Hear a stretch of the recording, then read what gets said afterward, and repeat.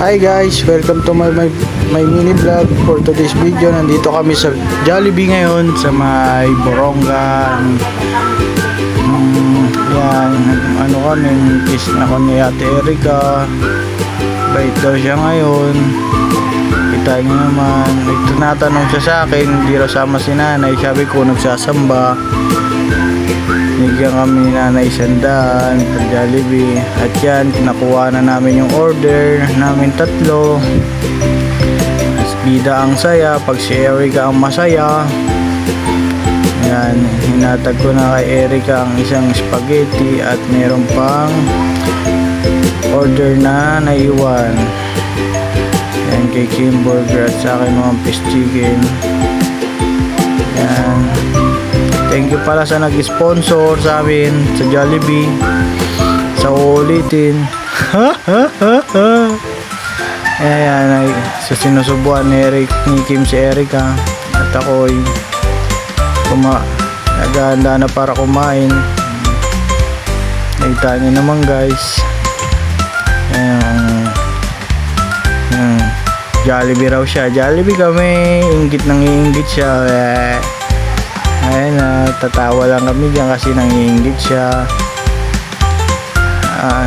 Pala maganda pag kumakain kayo ng salo-salo, kaso nag-sponsor lang sa amin. Magkakasama. Yan yung ano pa pala, mayroong kulang na order kay Kim yun, kaya burger muna siya guys, mga taga-probinsyano. Tayo naman guys. Ayun na, start na kumain. Sinusubuan na ni Kim si Erica. May nakalimutan na ano si probinsyano, kaya bumalik. Ayun na guys, bumalik ulit siya. Siya na magulo. Ayan, spoon and fork. Gulo, grabe talaga kumain si Ate Erica ng spaghetti. Tayo nyo naman guys. Oh, iinggit pa yan guys. Ayan na guys, amang kain na si Kim, burger niya. Ayan na, tinitignan ko dyan si Erica kasi umakain na mag-isa eh. Big girl na daw siya, big girl. Diba guys, sign of the cross na ako dyan guys. Ayan na, start na ako kumain yan guys. Sumulyap pa. Ate Erica talaga laging bida sa camera.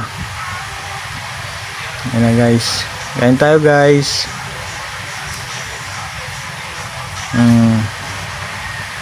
Kumain na ako nyan guys, gugutom na ako eh.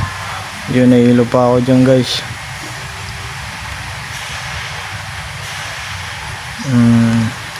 Tama pa, kain lang kami sa Jollibee ng tatlo. Ayan na, paano ko si Erica dyan guys. Nakita nyo naman, grabe oh. May laman pa daw, may laman mami, may laman pa. Tamang kain na kami nyan guys. Food trip. Nahilo pa kami nyan kasi galing kami sa piyesta. Piyesta nga pala kala Tita Banji, doon kami galing. Pagka uwi namin ay nag-sponsor lang para mag Jollibee kami guys. Di na namin inaksaya kaya kumain na kami. Nakita nyo naman guys, tad ng price si probinsyano, diba guys? Minsan lang kami mag Jollibee, once a year. Ay, once a year. Depende lang pag may nag-ano sa amin.